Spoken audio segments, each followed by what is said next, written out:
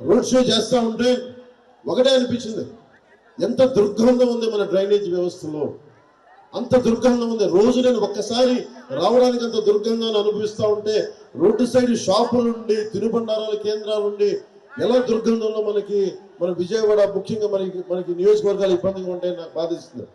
నేను మీకు మాటిస్తున్నాను, కూటమి ప్రభుత్వం రాగానే మన డ్రైనేజ్ ఫెసిలిటీని అన్నింటినీ బాగు చేసే బాధ్యత మన కూటమి ప్రభుత్వం తీసుకుంటుంది. చూడటానికి అల్లంత దూరాన మనకి కొండల మీద ఉన్నాయి, చూడడానికి చాలా అద్భుతంగా ఉంది చూడడానికి నైట్ టైం.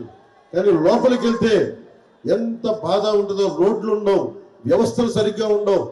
అలాంటిది ప్రత్యేకించి కొండల మీద ఉన్న వాళ్ళందరికీ ఒక ప్రత్యేకమైన సమస్య ఉంది, ఆరోగ్య సమస్య. చాలా మందికి పక్షవాతం వస్తూ ఉంది.